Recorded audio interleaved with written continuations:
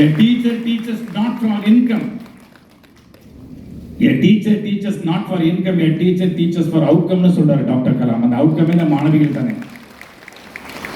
A teacher teaches not from the book. A teacher teaches from the heart ங்கறார் doctor Kalam. உங்களுக்கு great இல்ல. 14 வருஷம் உழைக்கறாங்கமா இந்த டீச்சர்ஸ். 14 வருஷம். Not 12 years. LKG UKG எப்போ வந்ததோ அங்க எழுந்திருக்க சேர்த்துக்கணும். 14 வருஷம். அந்த ஃபர்ஸ்ட் ஸ்டாண்டர்ட்ல ஆரம்பிக்கிறாங்க 5 டீச்சர்ஸ்.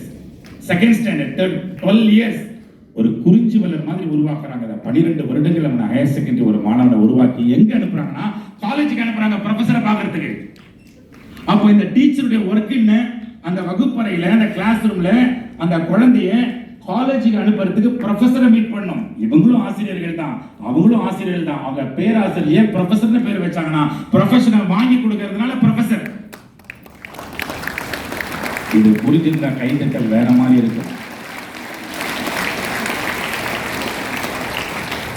என் அருமைக்குரிய எத்திராஜ் காலை மாணவ செல்வங்களே, உங்களை எத்தனை டீச்சர் வளர்த்து விட்டுருப்பாங்களே, நீங்க காலேஜ் வந்துட்டீங்களா? கைதட்டுங்க டீச்சர்ஸ். டாக்டர் கலாம் ஐயா சொல்றாரு, ஒரு டீச்சருக்குள்ள 85 டீச்சர்ஸ் ஆர் லிவிங். 85 டீச்சர் இருக்காங்க ஒரு டீச்சருக்குள்ள. இந்த டீச்சர்களுக்குள்ள 85 டீச்சர். எப்படி தாமோ சார்? அவங்களுடைய 1ஆம் கிளாஸ் டீச்சர் 5 பேர், 2ஆம் கிளாஸ் டீச்சர் 5 பேர், 10 ஆச்சு, 15, +2 வரைக்கும் 60 teacher, college professors, BEd training, MEd training, 85 teachers are living in a single teacher னு சொல்றார் டாக்டர் கலாம். அவங்களுக்கு தான் விருது கொடுக்கணும் மேடையில.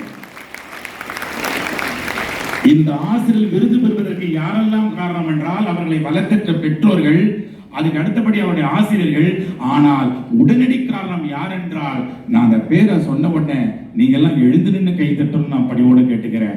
இந்த ஆசிரியருக்கு ஒரிஜினலா விருது வாங்கி கொடுத்தது, இன்னைக்கு கொடுக்கிறது ரோட்டரி நண்பர்களாக இருந்தாலும் இந்த ஆசான் விருதை இவர்களை ஆசானாக அலங்கரித்தது யார் என்றால் இவர்கள் வளர்த்த மாணவ செல்வங்கள். அந்த மாணவ செல்வங்களுக்கு எழுந்து நின்று எல்லோரும் கை தட்டு கொடுங்க.